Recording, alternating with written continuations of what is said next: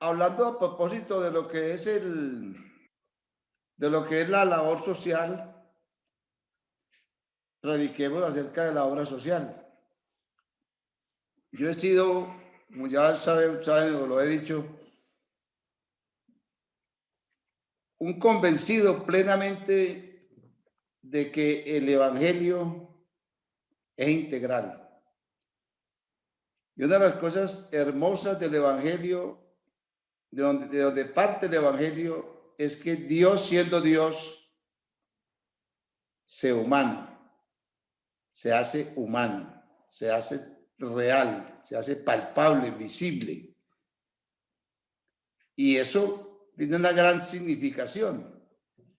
Quiere decir que como humano dormía, le dolía, comía, bebía, era un ser humano con todas sus características propias de lo que es el ser humano. Partamos de esa base. Porque yo creo que nosotros hemos espiritualizado mucho el evangelio y hemos visto a la gente más desde lo espiritual que desde lo real. De ahí que damos respuestas a veces muy abstractas y muy rápidas, que suenan bonitos, pero que no dicen mucho. Yo siempre digo, el hermano que llega a la iglesia y dice, hermano, tengo hambre. Porque créame que hay hermanos en algunos lugares pasando física hambre. Y tú puedes decirles, hermanos, y tú le ves problemas a eso, en el cielo vamos a comer manjares. Y eso es bíblico. Pero ¿qué le resolviste al hermano? Le dijiste una verdad bíblica, pero que no le suplió nada. O simplemente tengo mis zapaticos rotos. En el cielo vamos a andar por calles de oro. Entonces, digo estas cosas para llamar la atención acerca de ver al ser humano como es, porque insisto, lo hemos espiritualizado demasiado al tal punto que nosotros decimos almas, me gané un alma, porque lo sacamos de la realidad y no lo vemos como personas, sino como almas. Me gané un alma. Vinieron tantas almas al culto. ¿Y qué es un alma? ¿Cómo viste un alma? ¿Cómo bautizaste un alma? ¿Cómo hablas con un alma? No, ese es una persona que obviamente tiene alma, pero como lo vemos tan espiritual y vemos tan espiritual las cosas, entonces todas nuestras respuestas son espirituales. De ahí que yo siempre digo que el evangelio tiene una verticalidad y tiene una horizontalidad. O sea, la cruz. Tú sabes que la cruz tiene dos palos. Y un palo es vertical y otro palo es horizontal. Gloria a Dios. Y nosotros le apuntamos más al palo vertical. Porque, bueno, eso es espiritual y resolvemos todos los problemas. Pero ¿será que sí lo resolvemos? Porque hablamos en unos términos muy espirituales que a la final son muy abstractos.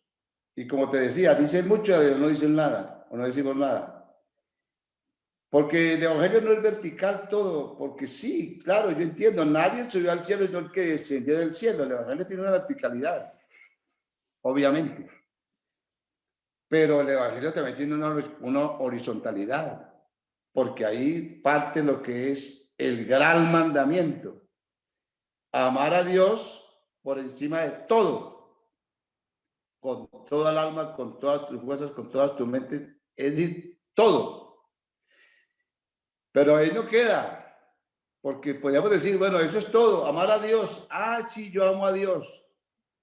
Pero entonces dice, y ese y es la horizontalidad, y al prójimo como a ti mismo. Gloria a Dios. Para mí el prójimo es la horizontalidad, porque es la humanización del evangelio, es hacer real el evangelio, es hacer real la verticalidad, hacerla horizontal, hacerla real. porque el prójimo es mi próximo, mi cercano, mi amigo, mi vecino, mi familia, mi papá, mi mamá, porque algo que ni para la casa provee. Entonces, yo sí pienso que tenemos que replantear muchas cosas en cuanto a eso, porque esa espiritualidad nos está llevando a enseñar a la gente a cantar, a orar, a leer la Biblia y a ir a la iglesia. ¿Y qué hacen de más?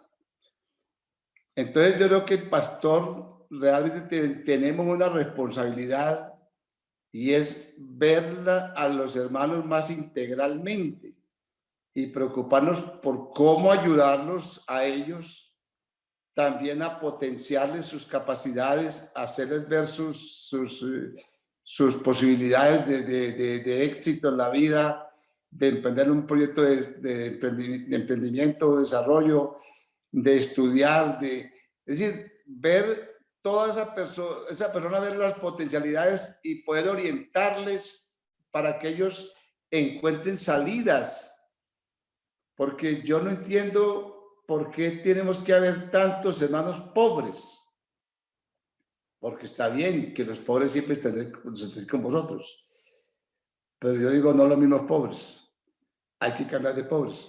Amén. Pero para eso hay que hacer un trabajo.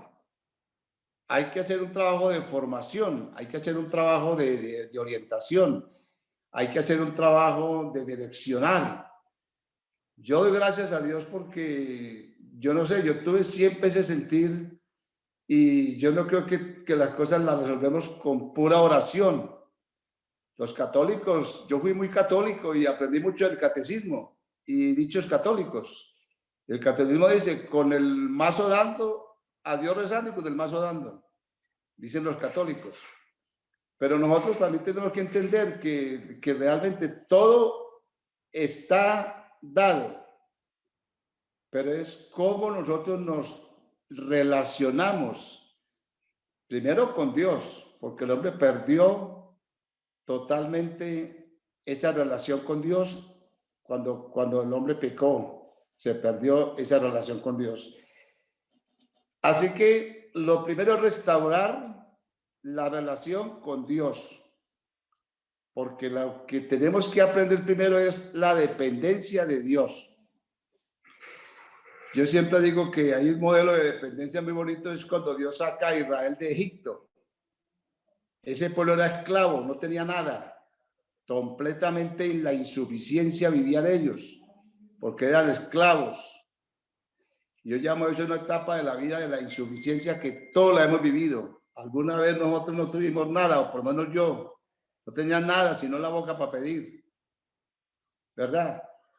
Pero viene usted que Dios lo saca de Egipto y lo lleva al desierto para enseñarle la dependencia, porque allí no había nada, solamente vegetación, no había agua, no había nada, no había vegetación. Entonces estos esclavos tenían que aprender no a ver tanto para abajo como siempre lo hacían por su condición de esclavos y por su baja autoestima. No veían sino la mano de sus señores para depender de ellos. Pero Dios los saca al desierto para que empiecen a mirar hacia arriba donde venía el maná, porque no estaban acostumbrados a mirar, creo, para arriba, pero después de eso comenzaron ellos a mirar para arriba porque el maná caía de allá y era la porción para el día. Yo llamo eso una etapa de la suplencia, porque tenían suplida la necesidad básica del día. Muchos hemos vivido con la suplencia, volador hecho, volador quemado. Pero en el plan de Dios hay algo más para ellos. Eso es muy bonito porque ese desierto enseña que los sacó para afligirlos, para hacerlos tener hambre, para hacerlos tener sed y para afligirlos. No sé, pero ¿qué sentido tiene eso?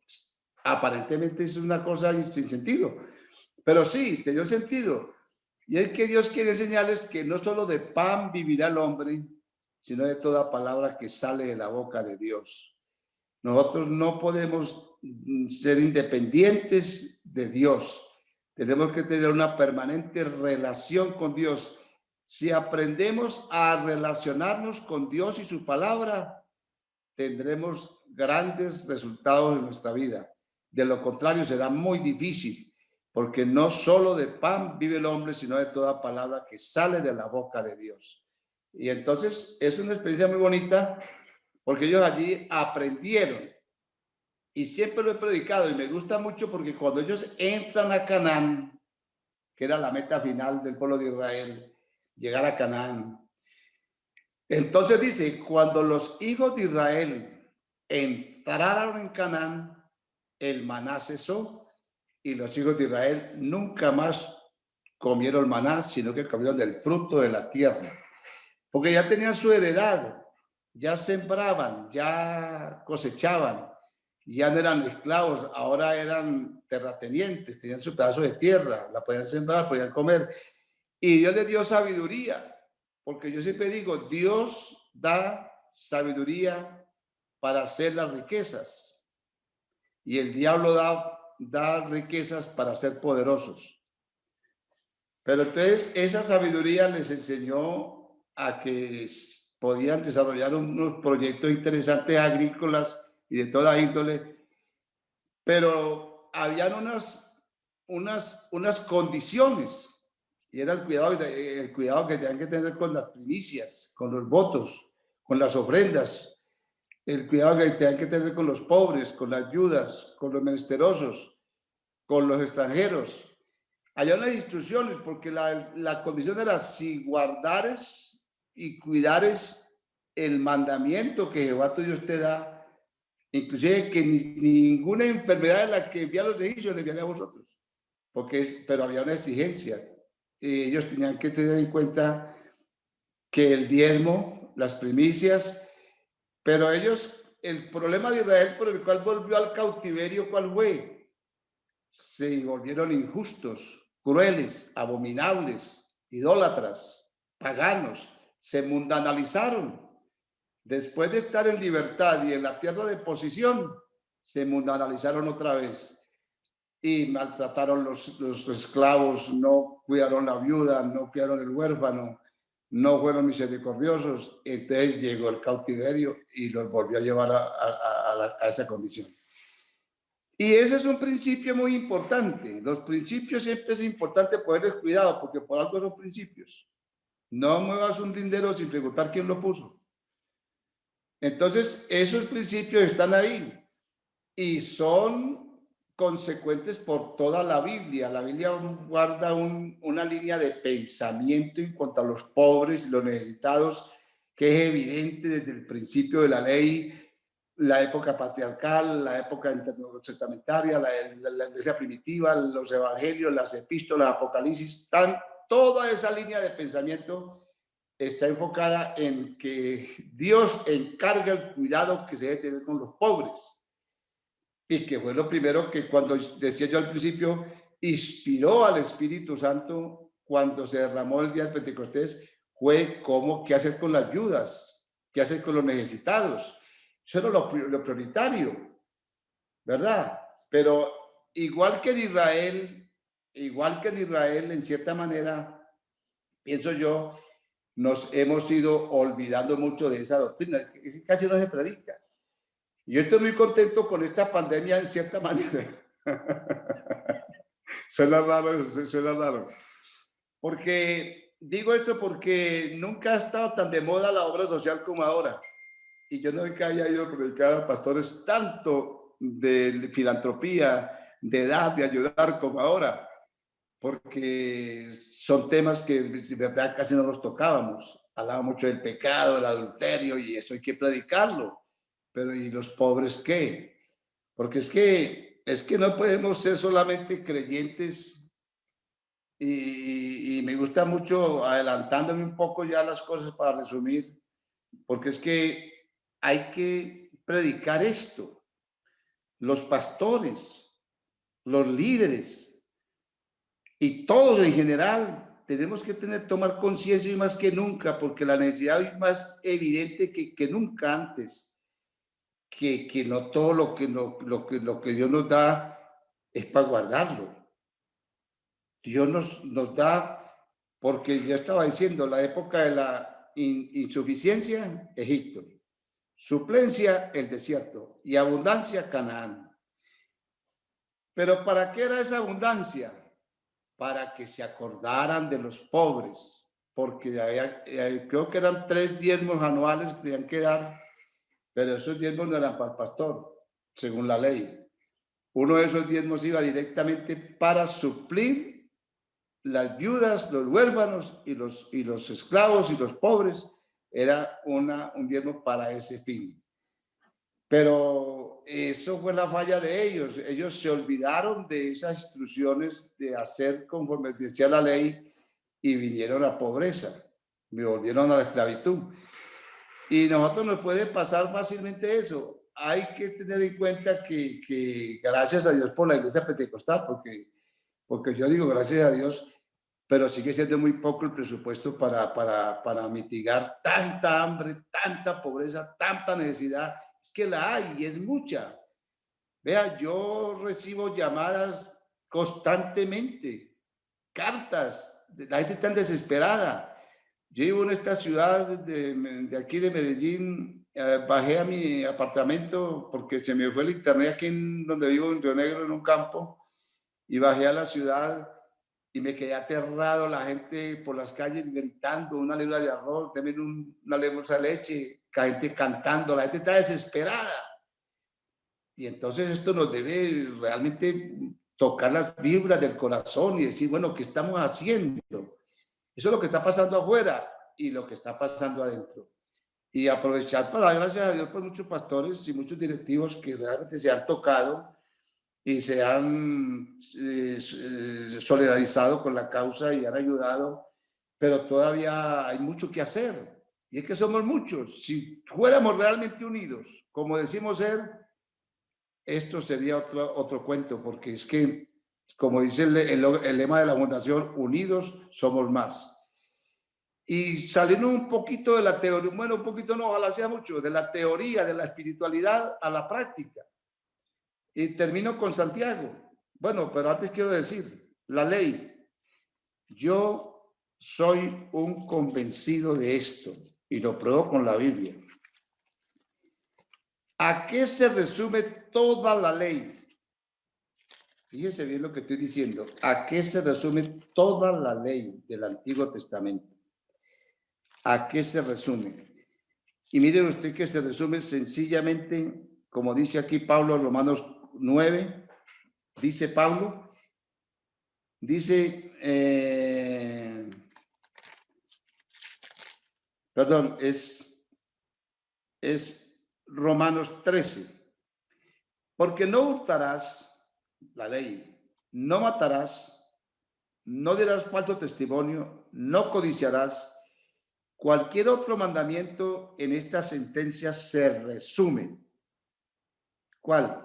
Amarás a tu prójimo como a ti mismo. El amor no hace mal al prójimo, así que el cumplimiento de la ley es el amor. Pero no un amor de palabrero, romántico, erótico, un amor ágape, el amor de Dios, puro, sincero, el amor que se entrega, el amor que se da. Ahí se resume la ley. Claro que el problema, ¿sabe cuál es? Que ese es el principal mandamiento. Como le preguntaron a aquel hombre a Jesús, ¿cuál es el principal mandamiento? Jesús se lo dijo. Porque era que habían 613 mandamientos, por Dios. Se ha llenado de ritualidad, de religiosidad, de fariseísmo, de hipocresía. 613 mandamientos. Entonces un escriba le dijo a Jesús, bueno, ¿y cuál es el más importante? Porque es que tanto no se puede. ¿Qué es lo más esencial de todo esto?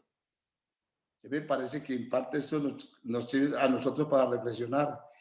¿Cuántas normas y cosas hemos creado nosotros? Pero, ¿qué es lo esencial de todo esto? Vamos a los resúmenes de todo. Ahí se resume lo que es el Antiguo Testamento, en el amor puro y sincero, el amor a Dios y el amor al prójimo. ¿Y a qué se resume el Nuevo Testamento? Por Dios, abramos los ojos a estas realidades, no seamos indiferentes, dejemos que la Biblia nos diga las cosas que tiene que decir.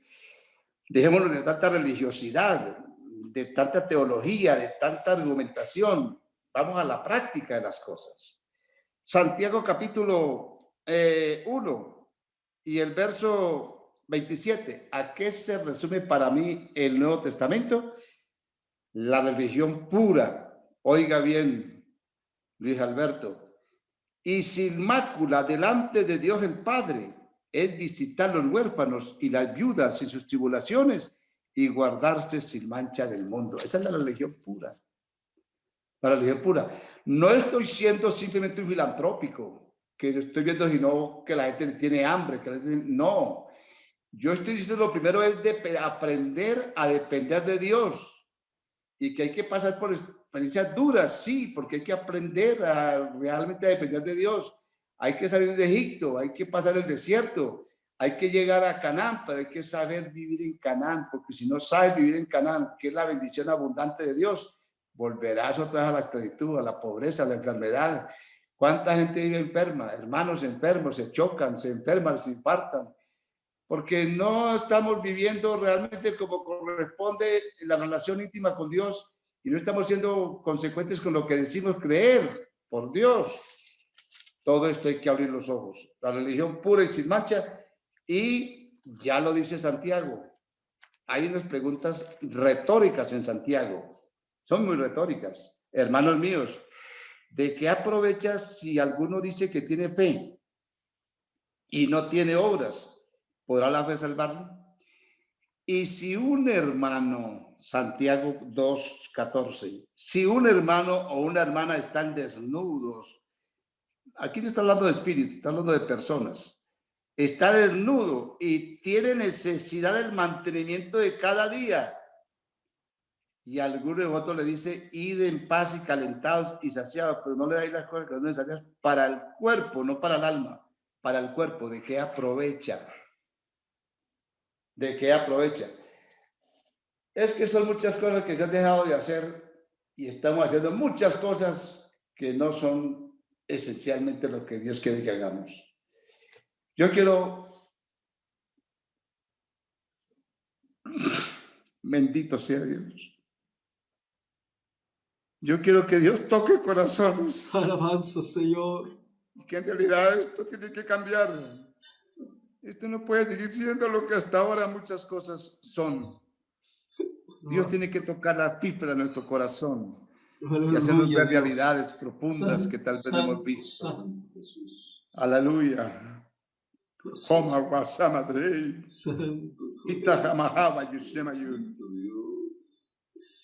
Dios santo, gracias. Gracias por tu Espíritu Santo trabajando en nuestras vidas. Gracias por tu misericordia y por tu amor.